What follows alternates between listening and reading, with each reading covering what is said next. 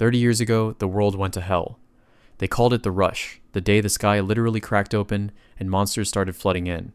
Humanity had to adapt fast. Everyone started getting jobs and powers to fight back, kicking off an era where your class defined everything. But that created a massive divide. Those with magic jobs became the new elite, lording it over everyone else from the top of the food chain. Meanwhile, if you weren't born with magic, you were just a commoner. Physical combat jobs were treated like actual garbage. But one guy still believes that's all about to change. His name is Tatsuma Emori, and he's convinced the age of the sword is coming back. Tatsuma isn't even from this world. He's a transfer from Earth who's been living here for 3 years. He started with nothing, but a poor family took him in and raised him with more love than he could have asked for. In a flashback, Tatsuma's foster father hands him a simple, plain sword. He looks almost embarrassed. He apologizes, saying this is the only weapon they can afford to give him right now. He promises they'll work harder to buy him real magic gear later so he can get into a top school. But his father tells him he sees something special, a soul that most people lack. He tells Tatsuma he has to be the strongest, no matter what it takes. The world might look different now, but human nature is still the same. The nobles still think bloodline is the only thing that matters. Tatsuma doesn't buy it. To him, fancy talent and lineage don't mean a thing when it comes to real strength. He grips the hilt of that old, worn-down blade. It's nothing compared to a magic staff, but it's his. Every time he holds it, he remembers the moment his father first gave it to him. He feels a flame burning inside him, that soul his father talked about. To him, that conviction is way more powerful than any magic spell. He places a hand on his father's shoulder, telling him this sword is more than enough for him to reach the top. He's genuinely happy. His parents already gave him the most precious thing in the world, their faith. With that sword at his hip, he's finally ready to prove everyone wrong. He vows to never let them suffer again. He's going to become the strongest and live up to every bit of hope they've placed in him. Back in the present, at Ryujin University, the instructor calls for the next applicant to step forward for the class advancement ceremony. Tatsuma walks out, and the whole courtyard starts buzzing. Among the commoners, he's a legend, the guy who's top of the class in everything. He's a total genius who passed every martial arts exam with an S rank in swordsmanship, even without a job yet. But the nobles, like this red-haired noble, are already sneering. To them, if you can't use magic, you're still just trash. The other commoner students look nervous. They know your whole life is decided by the aptitude the orb finds. The red-haired noble starts barking at them, telling the low-born trash to stay away from the nobility. He mocks Tatsuma's obsession, saying swords have been obsolete for ages. Over by the elites, the Thunderhammer noble is lounging with girls, laughing about how commoners can never be chosen. He tells them to stop dreaming because, at the end of the day, a commoner stays a commoner. Tatsuma ignores the noise and steps up to the glowing advancement orb. He reaches out and places his hand on the glass. Suddenly, the orb erupts in a massive pillar of golden light that shocks the entire crowd. But when the light fades, the screen displays his final result, D-rank swordsman. The commoners are crushed. If their geniuses couldn't break the system, then nobody can. One guy starts panicking, wondering if they're really doomed to be at the bottom forever. The red-haired noble and his friends just lose it, laughing their heads off because the commoner's star just crashed and burned. Tatsuma stares at the screen, looking strangely calm for someone whose life was just decided. He's not upset at all. In fact, he's got a smirk on his face, because this is exactly what he wanted from the very beginning. Tatsuma isn't bothered by the D-rank result at all. To him, starting from the bottom is actually perfect. The instructor steps forward to announce the start of the rookie trial. The noble students are already gossiping, placing bets that Tatsuma will definitely come in dead last. They sneer at him as he walks by, mocking the fact that he's the only commoner in the ceremony. Next on the agenda is distributing the starting equipment for the trial. A girl with long purple hair catches everyone's eye as she walks up its Setsu Makusawa. She's the legendary S-rank genius everyone's been talking about, a seraphim archer. She receives a magnificent, glowing, ice attribute bow that pulses with magical energy. Right after her, the instructor calls up commoner Tatsuma Emori to receive his gear. He reminds Tatsuma that, as a D-rank, he's restricted to the basic physical combat section. He hands over a chipped, rusty sword and tells Tatsuma to try not to break the piece of junk. The instructor laughs, calling the weapon nothing more than scrap metal since it lacks magic. Nearby, the Thunderhammer noble brags about his masterclass weapon and its 100,000 volt output. Tatsuma ignores them, finding the rusty blade surprisingly well balanced and easy to handle. He knows the gear the nobles use is on a completely different level than anything a commoner gets. But he believes that with enough skill, even the simplest tool can become the strongest weapon. The instructor starts explaining the rules for the trial taking place in the Whispering Woods. The forest is full of low-level monsters corrupted by energy from another world. He tells the students there's no real danger as long as they play to their job's strengths. Students are encouraged to form parties for safety before entering the trial grounds. Points are earned based on contribution, and the final ranking will determine their placement at the university. As Tatsuma walks off alone, the nobles mock him for trying to sneak away to avoid embarrassment. They laugh, saying nobody would ever want to team up with a loser who's destined to fail. Suddenly, Setsu Makusawa stops him and asks if he's really going in without a party. Tatsuma tells her he's a lone wolf anyway, and doubts anyone would want to join a D rank. He gives her a confident smirk, telling her he'll see her at the hunting grounds soon. Propping his sword on his shoulder, he waves her off and heads straight for the portal. For Tatsuma, this trial is just the first step toward conquering the elite Ryujin University. He watches the nobles rely on their expensive magical gear instead of building actual skill. His own weapon's stats are laughable, just 1 attack power and a 1% chance to break. Setsu watches him go, wondering where a guy with a broken sword gets that much confidence. She remembers his status window showed an S rating in swordsmanship, which is unheard of. Still, she knows physical combat jobs are a dead end in a world where magic reigns supreme.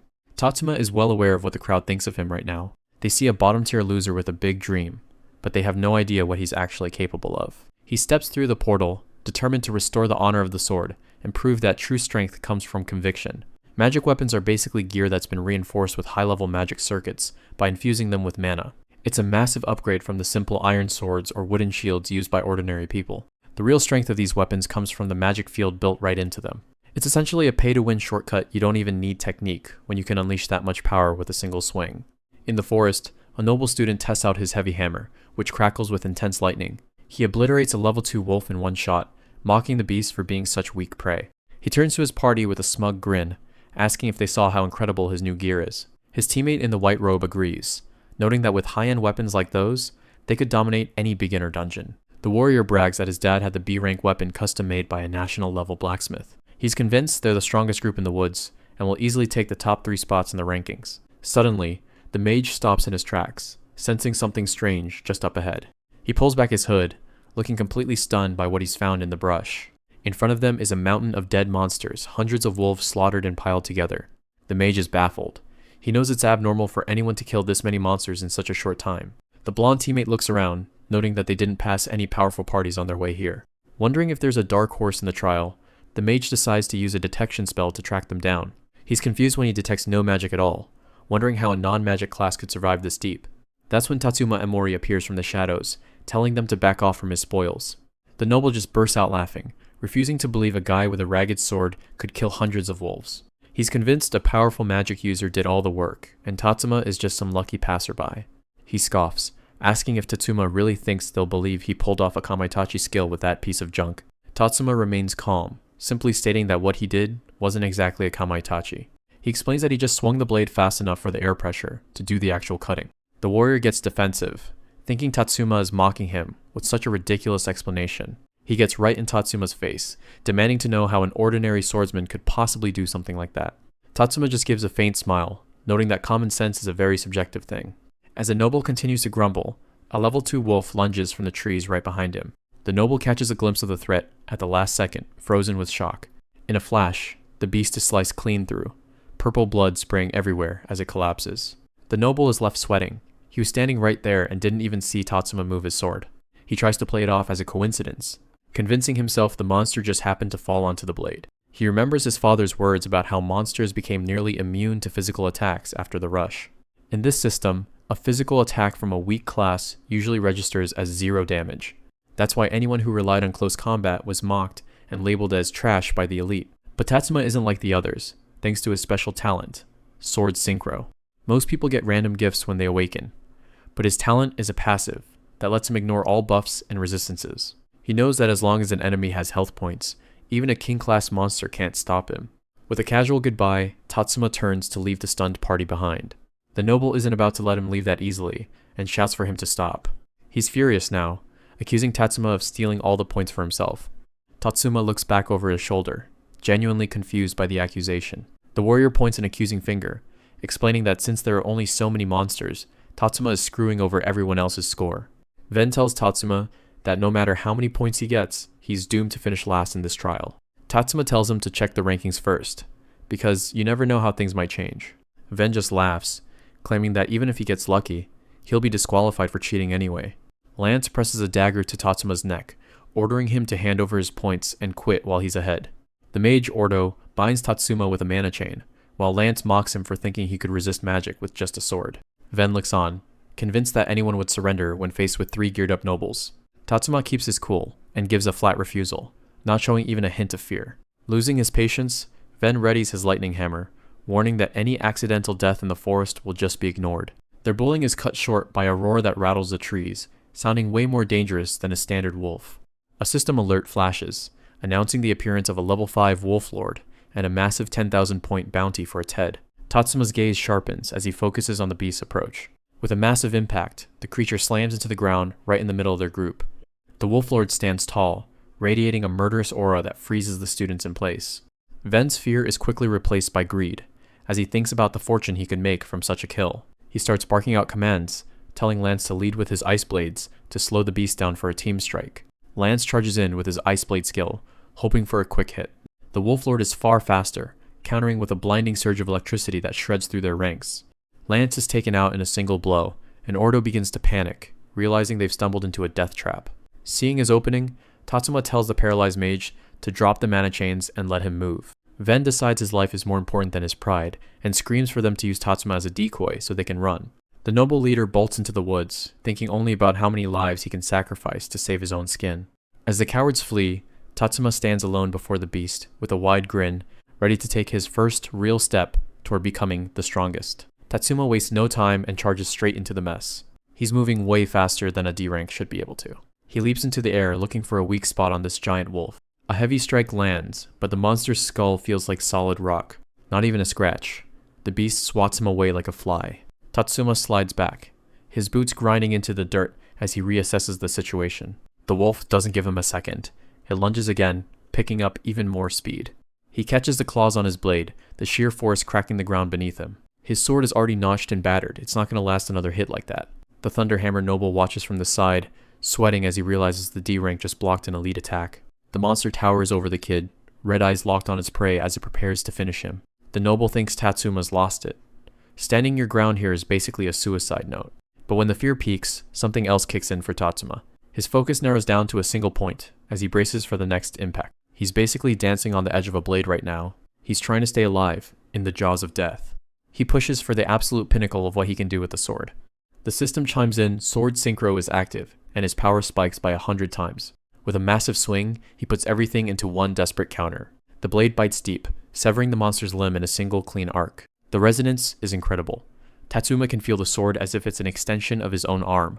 The boost is even crazier than he expected. For the first time, he feels like he can't lose. But the Wolf Lord isn't going down that easy.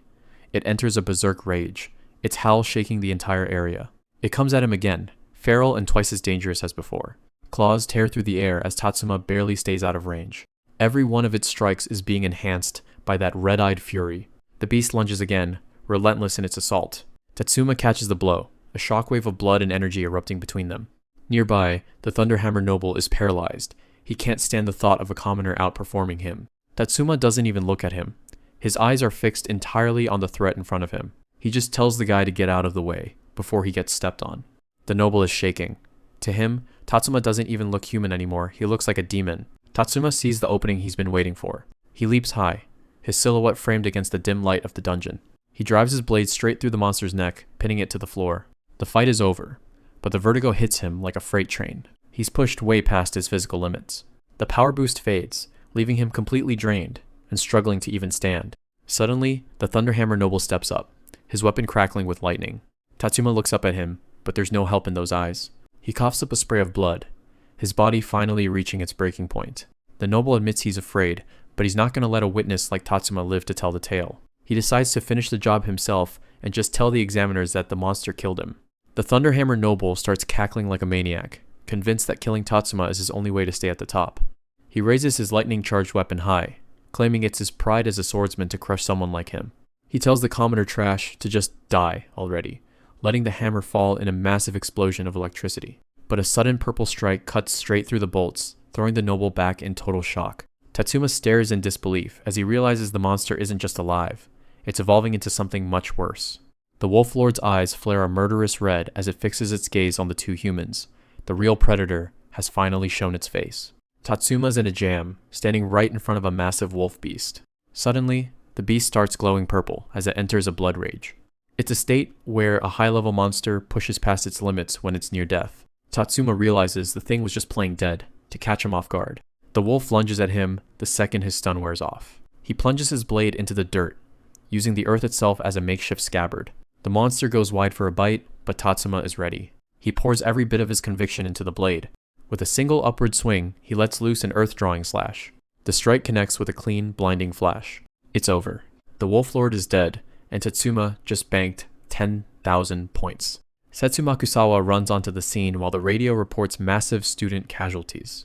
The area is a mess of broken bodies and monster corpses. Setsu stares at the destruction, unable to believe what she's seeing. Back at the hub, the rankings go up, and Tatsuma is at the top with a ridiculous score. The other students are losing it, trying to figure out who Amori actually is. They can't believe a commoner scored 25 times higher than an S rank like Setsu. The nobles are absolutely furious, screaming that the results have to be a bug. The crowd starts chanting for his score to be voided, calling him a fraud. One of the examiners gets a message through his communication orb and nods. He steps up to the mic to announce some extremely unfortunate news. They claim a major accident happened when the core area monsters went berserk. He reports that Tatsuma Emori was the one who defeated the mutant Wolf Lord. Nobody believes it, assuming he just landed the final hit on a monster that was already dying. Away from all the noise, Tatsuma is just sitting on the grass, ignoring the shouting.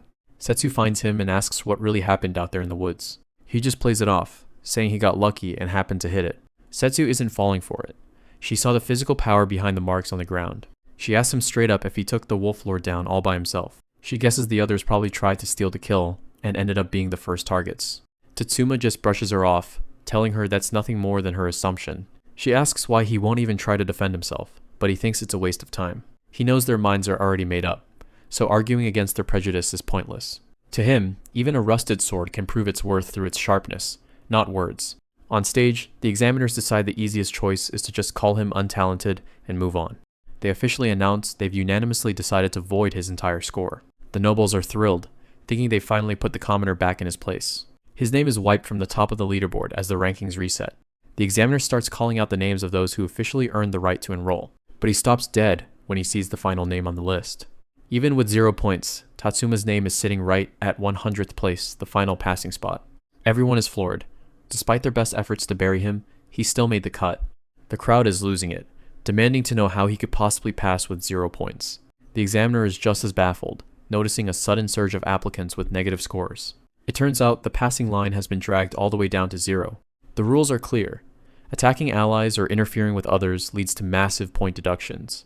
A whole list of participants ended up with negative scores for severe rule violations. Tatsuma watches the nobles, knowing some tried to frame his death as an accident while others fell apart from infighting. Because so many people tanked their own scores, 0 points became the new minimum to pass. He just smirks, thinking about how luck was actually on his side for once.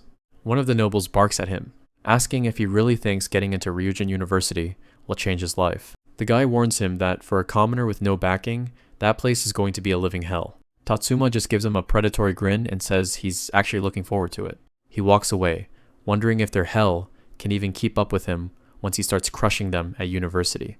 We're at Ryujin University's main gate plaza, where the new school year is officially kicking off. Tatsuma notices that even the school badges are split into 2 different categories. Suddenly, a loud voice cuts through the crowd, telling someone to hold it right there. A couple of arrogant students are blocking the way, demanding to know why a commoner is trying to use the noble's gate. The guy in the red shirt points toward a side entrance, telling the commoners to use that junk gate instead. He gets even more insulting, ordering the student to strip and crawl through completely naked. He grabs the poor guy by his collar, claiming they went out of their way to set up this little ceremony for them. But a hand suddenly stops him in his tracks.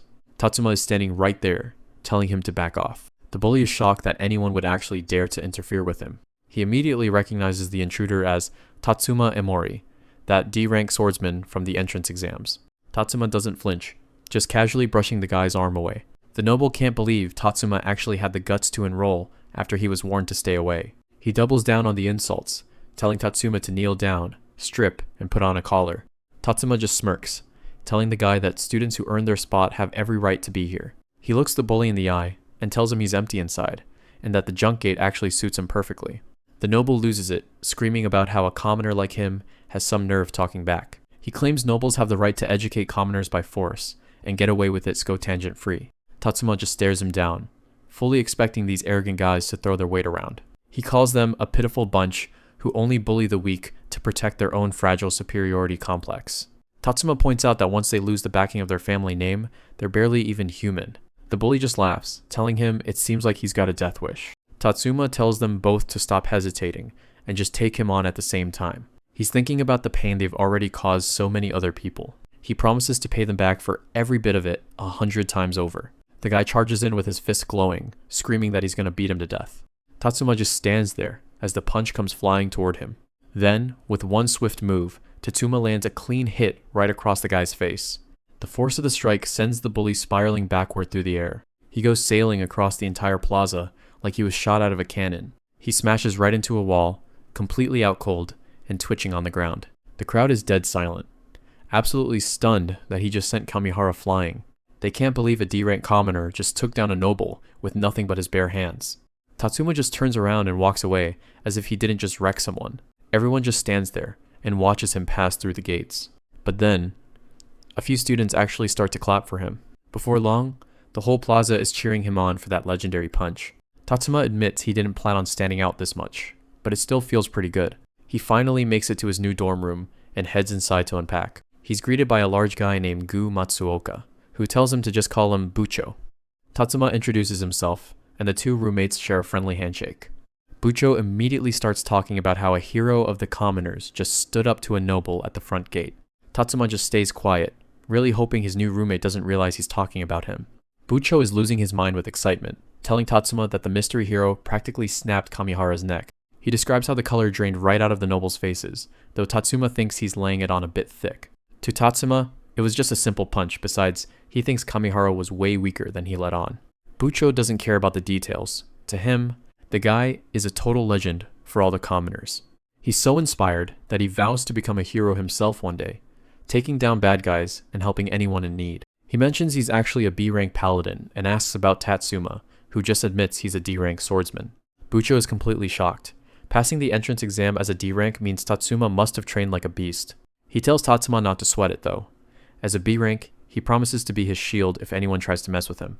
Tatsuma gives a nervous laugh. He's always trained by himself, so having a roommate this energetic is a huge adjustment. He decides to let Bucho keep believing the lie, for now is easier than dealing with the headache of the truth. Elsewhere, a man in glasses delivers a message from the patriarch to his injured master. It's Kamihara, and he's stuck in a neck brace, screaming at the top of his lungs about that trash commoner. He's out for blood, demanding that they use any means necessary to get rid of Amori within the week. The man with the glasses nods, cold as ice, promising to arrange an accident within the academy walls. Kamihara's eyes are filled with pure hatred as he pictures the face of the guy who broke his jaw. He's not going to be satisfied until he sees Tatsuma take his very last breath with his own eyes. We cut to the practical training grounds of Ryujin University. The freshmen are gathered, and the word is that the instructor for this class has a nasty habit of picking on commoners. Benjamin Lee, the practical combat skill instructor, makes his entrance looking as smug as you'd expect. He stands before the crowd and makes it clear. His class is a meritocracy, and there's no room for the weak. The students are on edge as the instructor scans the room, already looking for a target. Turns out, he's already got one in mind. He thinks expulsion is far too light for a kid like Tatsuma Amori. Benjamin is on the phone, vowing to make Tatsuma pay tenfold for the injuries he caused to a noble. He looks over the roster, disgusted that a D-rank commoner doesn't know his place. The elite students start laughing once they hear about a D-ranker in their midst, wondering who the loser is. Bucho is breaking out in a cold sweat, asking Tatsuma if the instructor is actually talking about him. Benjamin points a finger right at the boy, calling his very existence an insult and ordering him to drop out. Tatsuma isn't intimidated, reminding him that he earned his spot here fair and square. He's actually curious about this meritocracy, since there are usually only two ways to get strong in this world. The first is simple. You level up and your stats increase, along with your experience. The second is the massive stat bonus from a high-rank job, a gap that only gets wider as you progress. It's a rigged system where the rich get stronger and the commoners never stand a chance. But Tatsuma knows job, rank, and level aren't the only things that define true strength. He talks about a third way. Technique, the only weapon a commoner has left to fight back. Benjamin just smirks, thinking the kid's mind is too dull to appreciate a noble's generosity. Tatsuma doesn't back down, and dares him to show everyone what a real meritocratic lesson looks like.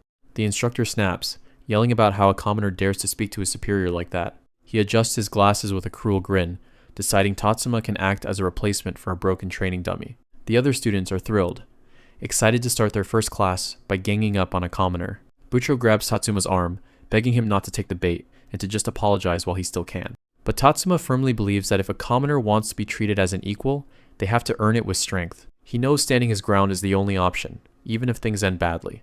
Bucho is left speechless as his friend steps forward without a hint of fear. Tatsuma walks straight onto the training floor, keeping his eyes locked on the instructor. Benjamin watches him approach, thinking it'll save everyone a lot of trouble if the kid just dies right here. He orders Tatsuma to stay unarmed, mockingly saying that a swordsman without a sword is worthless. Tatsuma stands over a giant broken blade, casually telling the man he didn't want to dirty his own sword anyway. The elite students start shouting and raising their hands, all eager to be the first to take a shot at him. Benjamin decides to double down, telling 3 of them to attack Tatsuma all at once. The crowd is stunned, realizing the instructor is literally sending 3 people to kill an unarmed student. He just smirks, wanting to prove that reality is cruel to anyone who forgets their place. Bucho stands there in silence, watching the blatant injustice unfold right in front of him. Tatsuma stands alone in the center of the arena, prepared to take on all 3 of them. Suddenly, a hand shoots up from the back of the room. It's Bucho, and he wants in. The instructor assumes he wants a turn hitting the punching bag, mocking how commoners turn on each other. But he's dead wrong. Bucho steps up to the center, declaring he's joining the fight as Tatsuma's teammate. Benjamin finds the whole thing amusing, laughing at how trash naturally attracts more trash. Bucho leans in and tells Tatsuma there's a change of plans, just hold out for a minute, then surrender. Bucho tells him this is the only way to keep his enrollment and his pride, promising to handle the defense for him. Tatsuma thanks him, but secretly thinks about how he was actually planning to teach those guys a lesson. He decides to hold back just a little bit, even though the whole thing is starting to feel like a hassle. The 3 students prepare their magic, with elemental fire, ice, and energy swirling around them. Bucho activates his shield as the magical attacks explode against it. He yells for Tatsuma to stay behind him until he's ready to surrender. But Tatsuma knows that waiting an entire minute is way too long for a fight like this. He slips out from behind the defense, moving like a shadow toward the students. In a flash, he's behind the first mage, delivering a strike that takes them out instantly. He doesn't stop there, sprinting toward the next target before they can even finish their chant. He vaults over the second student, sending them crashing to the floor with ease. Tatsuma lands right behind Bucho and casually taps him on the shoulder. Bucho is still in a defensive stance, wondering if the battle is finally over. He looks around the training floor, totally confused about why everyone else is suddenly lying on the ground. The instructor realizes Tatsuma used the dust cloud to move into close combat without making a sound. He's shocked by the sheer level of combat technique the boy displayed. It's something you'd only see in a street fighter. Tatsuma plays it off, telling Bucho that the other students just got too worked up trying to crush him. He claims their magic must have just collided and backfired on them. The instructor tries to regain control, telling the students to take the injured ones away while lecturing about mana stability. The other students start whispering, convinced that Tatsuma just got incredibly lucky. Benjamin mocks him, asking if he thinks beating a few inexperienced students actually proves he belongs here. He reminds Tatsuma about the dungeon exam tomorrow, warning him that no noble will want to party with a D rank. Tatsuma just smiles and says he's looking forward to it. He leaves the instructor with one final question. Did he finally meet the school's standards of meritocracy? At the Ryujin University training grounds, everyone's gathered for the big dungeon test announcement. The instructor grabs a megaphone to deliver the bad news. Clear the dungeon on normal difficulty, or you're expelled. To keep things safe, they've added a new rule. Every party needs at least 3 people, and one of them has to be a noble. It's an obvious trap for the commoners, designed to keep them from being dead weight and holding back the elites. Bucho runs over to Tatsuma, excited because he managed to snag 2 nobles for their team. The 2 elites walk up, looking like they already own the place. Bucho introduces Tatsuma as his roommate and a master swordsman who'll handle the front lines. But these guys aren't interested. They recognize him as the team killer, who supposedly offed 3 nobles during the entrance exam. The noble in the tan coat starts running his mouth about the rumors, calling Tatsuma a liability. Bucho is caught off guard by the gossip, but Tatsuma just stares them down, completely silent. Tatsuma looks over at the instructor.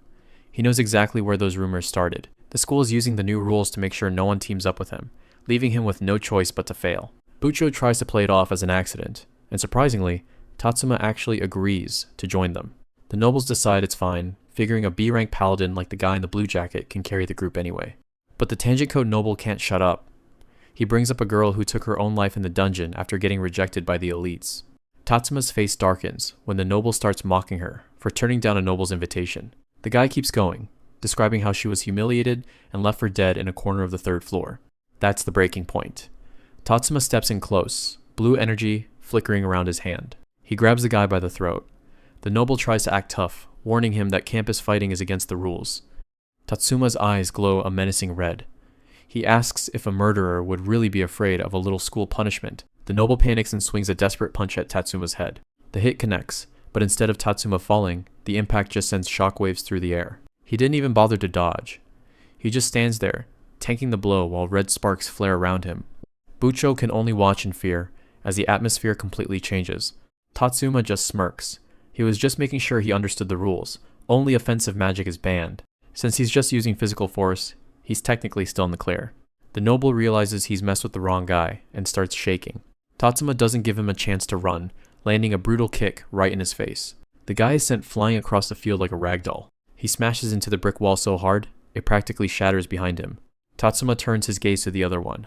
The B-rank paladin is furious, shouting about a commoner laying hands on nobility. He ignores the rules and ignites his fist with flames, charging in for an attack. Tatsuma just catches the flaming arm with zero effort. He follows up with a strike that folds the paladin like a lawn chair. The B-ranker is left gasping for air, coughing up a mouthful of spit. He hits the ground hard, completely neutralized by the useless commoner. Bucho calls out to Tatsuma, trying to get him to stop before things go too far. But Tatsuma is already reaching for his iron sword. The first noble is sobbing against the wall, begging for mercy by bringing up his father's power. Tatsuma doesn't care about his family tree. He looks ready to end it right there. Bucho grabs him, reminding him that if they hurt these guys anymore, they won't have a party to take the test. Tatsuma stays calm, telling Bucho he'll take full responsibility for what happens next. But Bucho isn't worried about himself. He tells Tatsuma that his rage is going to make life a living hell for every other commoner in the academy. Tatsuma lets out a long breath and finally lets the guy go. He gets the point. But Bucho points out the obvious. After that beatdown, no noble in their right mind is going to want to join their team. Tatsuma watches the other students pull away. He realizes he's the only one they're all truly avoiding. He tells Bucho to stay away from him in public, thinking it's better for everyone if he just handles things on his own. In his head, he's already resigned to being the villain. If everyone is an enemy, then no one he cares about can get hurt. Bucho isn't having it.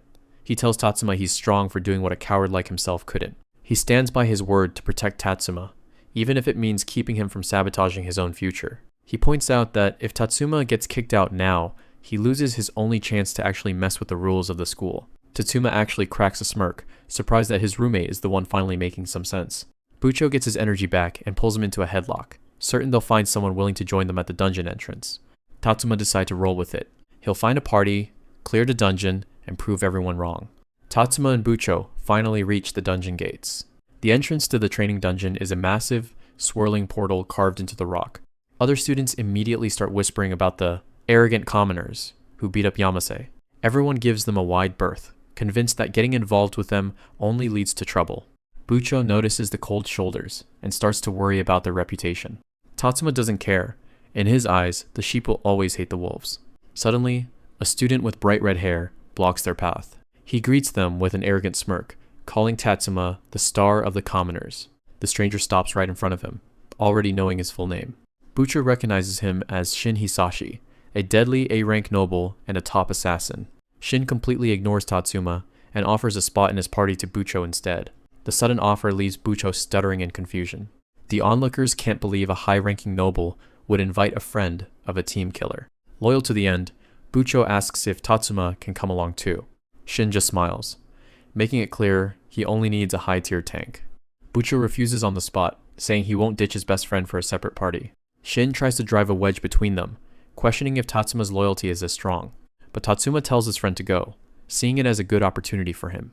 He flashes a quick smile, promising he'll figure out a way to manage on his own. Bucho hesitates, wondering if his friend is really okay with failing the exam. Shin waits for Tatsuma to beg for a spot, expecting him to plead his case. Instead, Tatsuma just turns around, saying it's better for his friend to take the chance. He then points out that the timing of Shin's appearance is way too suspicious. The noble drops the act, admitting that the kid is sharper than he looks. Shin reveals that he has top secret intel on what's inside the dungeon. The cavern has extreme magic resistance, which puts most magic-using nobles at a massive disadvantage. That's why he's looking for a physical attacker with high damage output. He tries to save face, claiming he would have retracted the offer if Tatsuma had begged. But since Tatsuma didn't fold, Shin decides he might actually be worth recruiting. He tells the commoner to be grateful for the chance to join his elite party. Tatsuma isn't buying it. Knowing a guy like Shin wouldn't invite a controversial student without a catch, he realizes that Shin must be in a pretty desperate spot to take a risk like this. Shin tries to play it off as a simple act of charity. Tatsuma hits the nail on the head. The real reason is that nobody else is willing to party with him. He reminds the noble that the official rule requires commoners to be in every party. The hidden meaning is that the school wants commoners to act as frontline fodder for the magic users.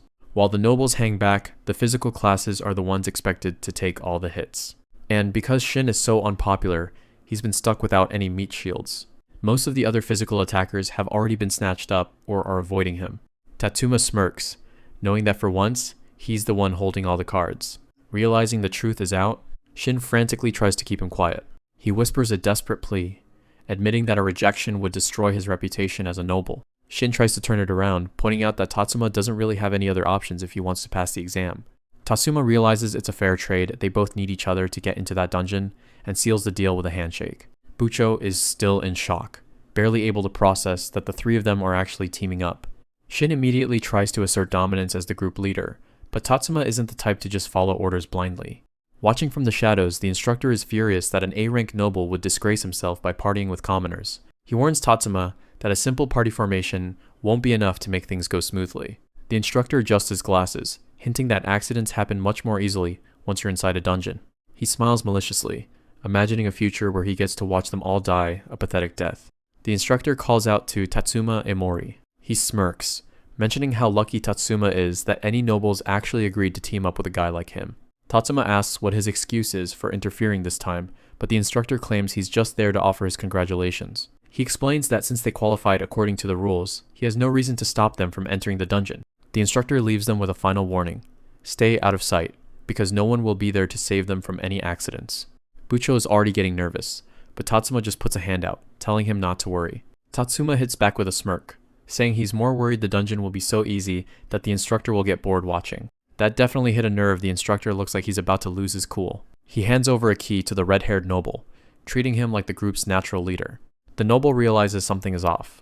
It's an obsidian key, even though the standard is usually mithril. The instructor lies, saying all the keys were changed last minute, then mocks the guy's pride to get him to accept it. In his head, he's laughing. That key leads straight to a cursed dungeon that's way too dangerous for a couple of freshmen. He watches them head toward the portal, hoping they simply disappear forever. The group stands before a massive swirling purple gate. The noble is hyped and tells everyone it's time to move out. They step into a dark, claustrophobic cavern. The noble immediately starts barking out their formation orders. He assigns Bucho as the shield while he takes the rear, but stops when he sees Tatsuma walking off on his own. Tatsuma ignores him and keeps moving.